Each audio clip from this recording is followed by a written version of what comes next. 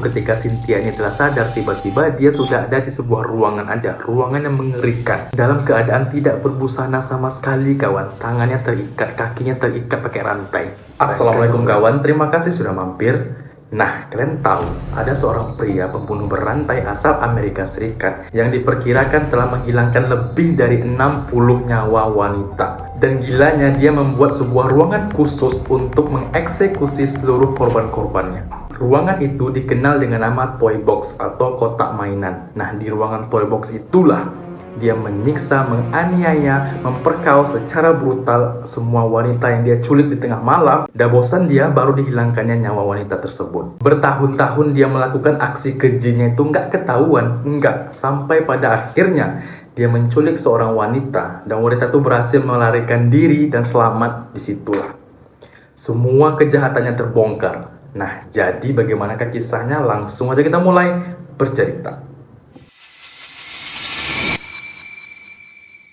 Aku akan terlebih dahulu menjelaskan latar belakang dari si pelaku ya kawan ya. David Parker Ray lahir pada tanggal 6 November 1939 di New Mexico, Amerika Serikat. Ayahnya bernama Lloyd Ray dan ibunya bernama Alvilda. Ayahnya si David, Lloyd Ray ini bekerja sebagai mekanik truk. Dan dia dikenal sebagai orang yang disiplin dan juga keras dan temperamen. Ayahnya si David ini seringkali bersikap kasar kepada David kalau si David ini lagi melakukan kesalahan.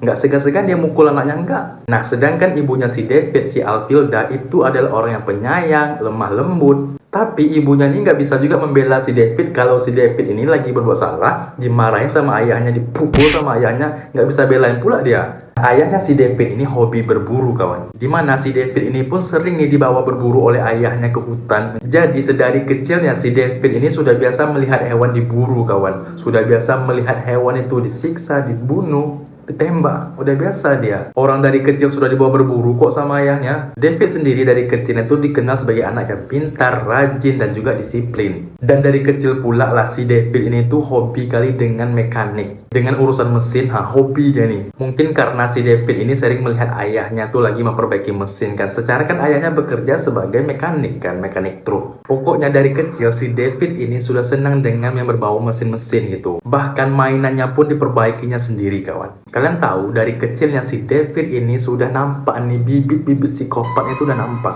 Kenapa? Karena si David ini suka menyiksa hewan, terutama hewan tetangganya, kucing-kucing tetangganya, anjing-anjing tetangganya dibunuhnya, disiksanya pernah. Dalam kehidupan sehari-harinya si David ini dikenal sebagai anak yang suka menyendiri. Dia ini nggak terlalu bergaul kawan, nggak banyak kawannya. Dimana si David ini lebih senang mengotak-atik mesin, lebih senang dia menengok ayahnya bekerja, tuh lebih senang dia daripada dia harus main-main sama kawan-kawannya gitu. Jadi pernah itu kan si David ini diwawancara kan ketika dia ketahuan melakukan aksi keji itu pas dia diinterogasi, dia pernah mengatakan kalau dia memiliki fantasi sadis dari sejak dini, usia 8-10 tahun.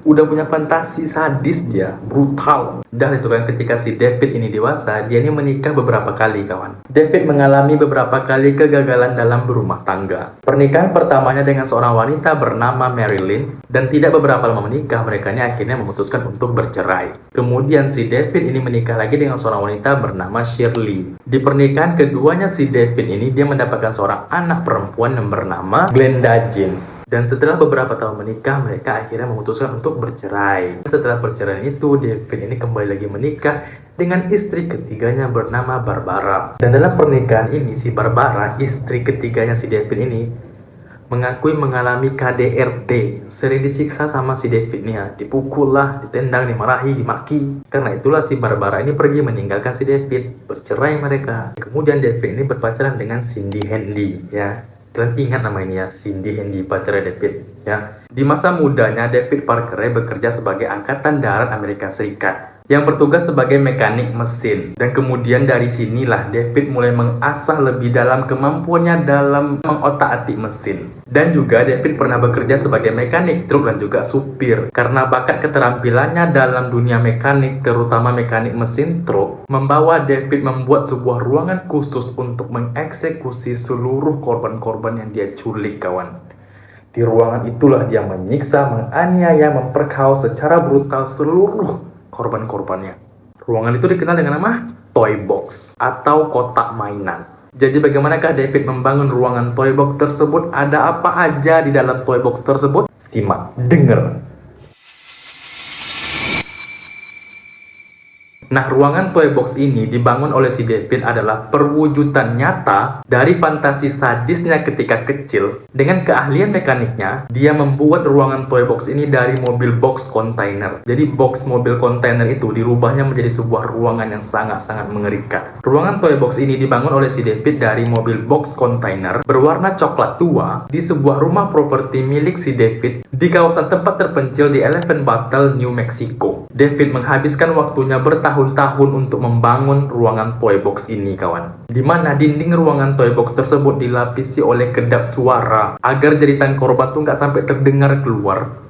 Sedangkan pintu dari ruangan tersebut dilengkapi dengan banyaknya kunci dan engsel pengaman dari dalam, biar sangat-sangat aman para korban nggak bisa keluar dia dari ruangan tersebut. Bahkan di dalam toy box tersebut dilengkapi dengan alat-alat penyiksaan. Dalam ruangan toy box ini dilengkapi dengan meja ginekologi, sebuah meja medis yang sering digunakan untuk para wanita untuk melihat alat reproduksi wanita. Nah, pakainya di situ. Dan juga meja medis tersebut dimodifikasi oleh si David lengkap dengan penyangga kaki. Jadi kalau korban tuh tidur terus kakinya ke atas gini loh, gitu. Dan di ruangan tersebut juga dilengkapi dengan katrol yang dipasang di langit-langit ruangan tersebut untuk menggantung tubuh korban-korbannya. David juga melengkapi ruangan tersebut dengan alat-alat medis, tapi untuk menyiksa para korbannya seperti apa? Jarum, gunting, pisau, cambuk.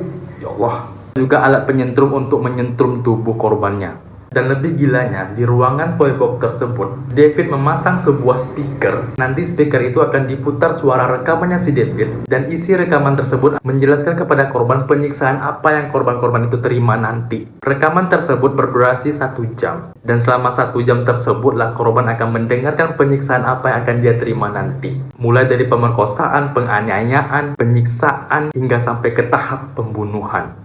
Astagfirullah. Dan David juga memasang sebuah kamera untuk merekam aksi kejinya tersebut. Difoto dan direkam. Singkat cerita, dalam melancarkan aksi kejinya ini, si David melakukannya nggak sendiri. Dia dibantu oleh sang kekasih yang bernama Cindy. Ingat kalian kan? Pacarnya Cindy itu. Nah, dialah yang membantu si David melakukan aksi keji itu. Tak apa dalam otaknya, nggak ngerti aku loh. Kok mau dia gitu? Terus nggak si Cindy ini aja. Ada lagi, siapa? Anak kandungnya si David. Siapa? Si Glenda Jeans. Glenda Jeans turut membantu sang ayah melakukan aksi kurang ajarnya ini. Entah mereka ini karena takut sama si David atau memang karena sudah dicuci otaknya sama si David, nggak tahu lah. Yang harus kalian ingat, seluruh korbannya si David ini rata-rata perempuan ya kawan ya. Nah, si Cindy sendiri pacarnya si David ini bertugas sebagai umpan. Rata-rata targetnya si David ini adalah perempuan yang seringkali tidak dicari oleh keluarganya, seperti perempuan di jalanan, wanita malam, gitu-gitu lah. Nah, itu rata-rata targetnya si David ini. Si David ini melakukan aksinya itu di tengah malam kawan. Jadi ketika orang sudah sepi. Nah, jadi si David ini akan mencari targetnya mana nih gitu kan. Ketika target ditemukan, nanti sang pacar si Handy inilah yang akan menjadi umpan yang pura-pura mendatangi si wanita tersebut, terus mengajak wanita tersebut mengobrol. Nah, ketika wanita ini lengah, barulah si David ini datang dari persembunyiannya. Dari belakang baru dibekapnya si wanita ini, dimasukkannya ke dalam mobil. Nah, di dalam mobil barulah tuh dibiusnya sampai dia pingsan, tidak sadarkan diri. Dah, seperti itulah pola penculikan yang dilakukan oleh si David kan kepada seluruh korban-korbannya. Dan ketika korban itu pingsan, tahu-taunya mereka bangun, mereka sudah ada di ruangan toy box itu kawan. Dengan keadaan terbaring di meja medis tersebut, ginekologi tersebut, dengan tangan dirantai dan kaki diikat. Bayangkan. Dan itu setiap korban dalam keadaan tidak berbusana kawan ya, tidak berbusana. Apa nggak kaget tuh, tiba-tiba udah ada di sebuah ruangan mengerikan dengan tidak ada menggunakan busana. Disinilah babak penyiksaan itu mulai dilakukan oleh si David kepada korbannya. Dimana ketika korban itu terbangun ya, pas dia berbaring, David akan memutar suara rekamannya itu dan korban akan disuruh mendengarkan baik-baik apa percakapan si David tersebut. Bisa kalian bayangkan kita terbaring ya, mendengar suara yang menjelaskan penyiksaan apa yang akan kita terima nanti. Astagfirullah. Gak kebayang sama aku. Di tahap ini David ingin menghancurkan dulu nih mental si korban. Nah, setelah mental si korban hancur, barulah tuh dia akan melakukan penyiksaannya kawan. Dimana korban akan diperkaos berkali-kali secara brutal, terus disiksa, dipijak, dipukul, dicambuk. Bahkan David juga mengambil pisau dan menyayat bagian tubuhnya si korban, kawan, secara sadar. Dan itu David melakukannya nggak sehari, kawan, tapi berhari-hari, bahkan berminggu-minggu. Terus berulang tuh, disiksanya, terus dipukulnya, dianiayanya, diperkosanya berkali-kali. Pas bosan si David ini barulah tuh si korban ini dihilangkannya nyawanya sama si David. Bahkan ada yang mengatakan kalau si David ini memotong-motong bagian tubuh si korban dan dibuangnya ke berbagai tempat, macam di danau, di hutan. Ya Allah. Setelah itu baru tuh dia cari lagi target berikutnya, kayak gitu terus. Dan aksi kejinya ini berlangsung dari tahun 1950-an sampai 1999, kawan. Dan selama rentang waktu itu yang dia lakukan ini aman-aman aja, gak ada bermasalah, gak ada ketahuan. Sampai pada akhirnya ketika dia menculik satu wanita ini, dan wanita ini berhasil selamat menyelamatkan diri, disinilah terbongkarnya kebusukannya si David ini. Macam mana itu kisahnya? Langsung kita lanjut ya, kawan ya.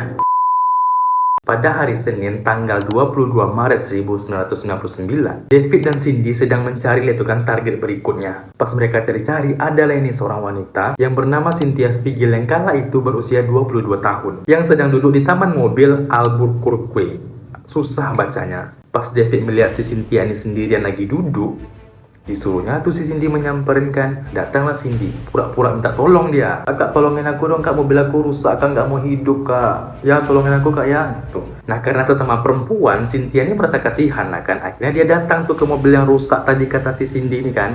Datanglah dia cobalah hidupkan. Pas Cynthia ini lagi mencoba menghidupkan mobil tersebut, tiba-tiba si David datang dari persembunyian kan. Langsung tuh dibekapnya mulut si Cynthia ini. Langsung tuh kan si David ini memasukkan Cynthia ke dalam mobilnya. Pas di dalam mobil inilah Cynthia ini langsung disuntiknya, dibiusnya. Itulah nggak sadarkan diri, pingsan. Dan itu kan singkat cerita dibawalah Cynthia ini ke ruangan toy box tersebut. Dan ketika Cynthia ini telah sadar, tiba-tiba dia sudah ada di sebuah ruangan aja. Ruangan yang mengerikan. Dalam keadaan tidak berbusana sama sekali, kawan. Tangannya terikat, kakinya terikat pakai rantai.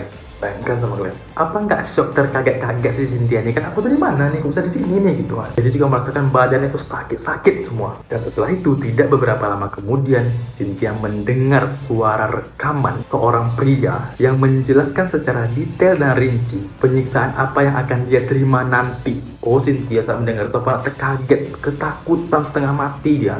Dan setelah rekaman itu diperdengarkan kepada Cynthia, saat itu juga lah David memperkaos Cynthia berkali-kali secara brutal, kawan.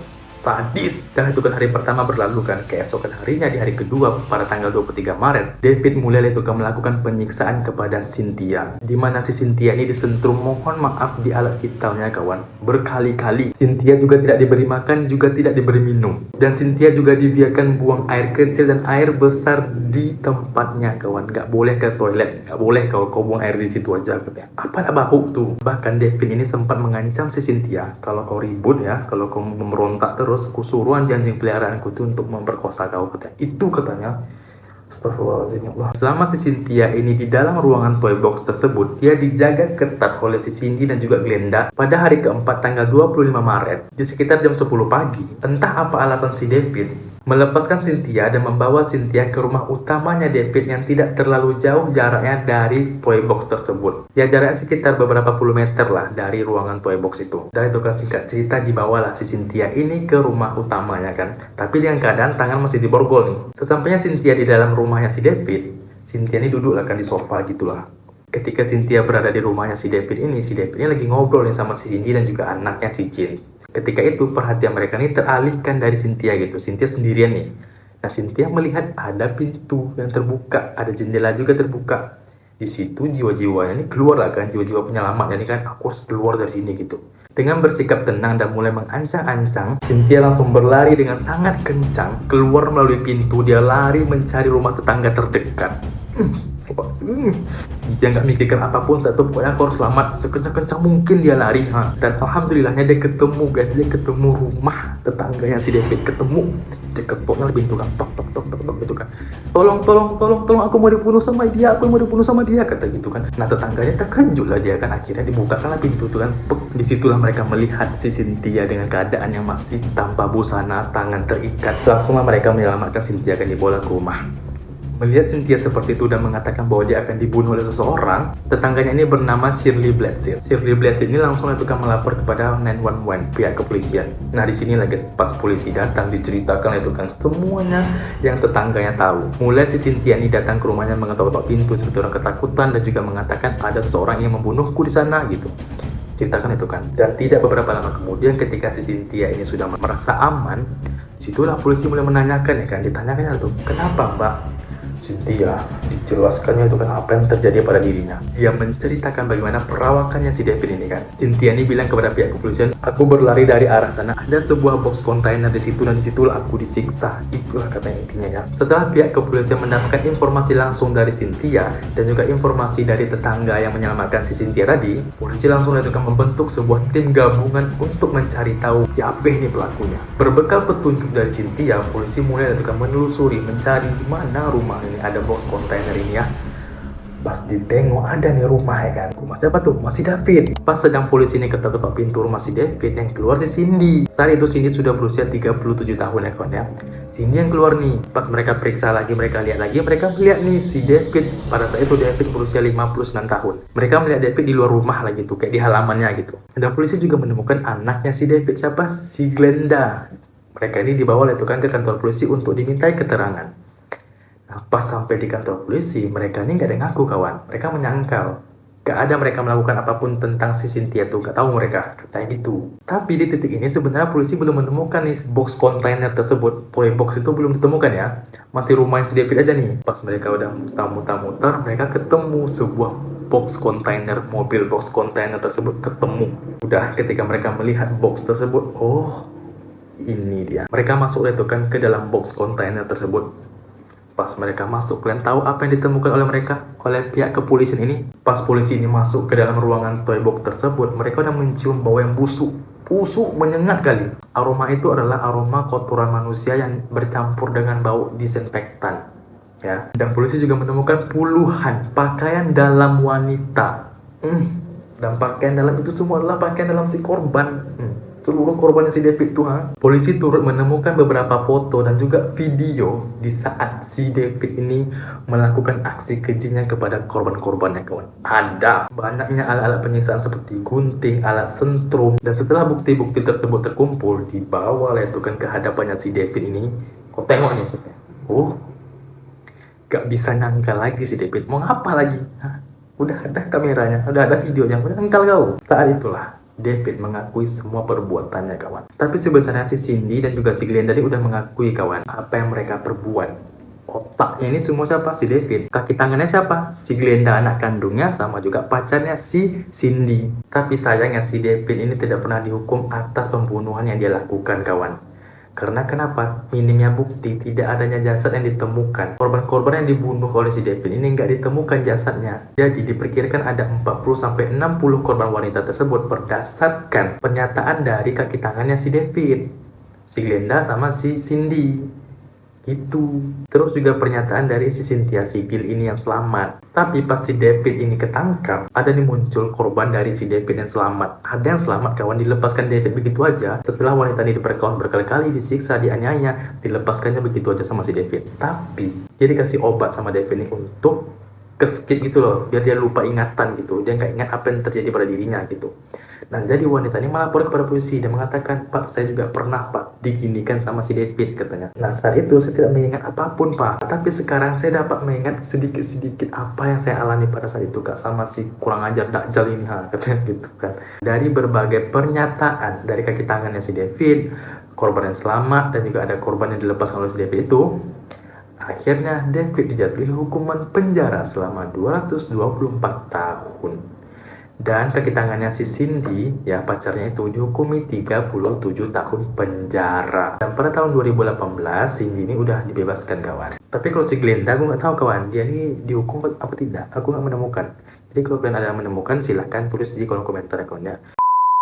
Nah, demikianlah cerita kali ini ya kawan ya. Sampai di sini cerita kita dulu ya. Mohon maaf ya guys ya kalau ceritanya agak berantakan mungkin kan. Nah, sampailah kita di penghujung cerita ya kawan ya. Terima kasih untuk kalian semua yang sudah menonton. Jangan lupa untuk like, comment, and share, dan juga subscribe. Bunyikan lonceng notifikasinya agar kalian tahu kapan upload.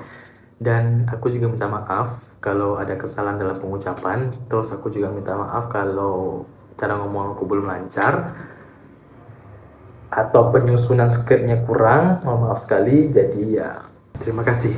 Saya Idri Nofrizal pamit undur diri. Wassalamualaikum warahmatullahi wabarakatuh.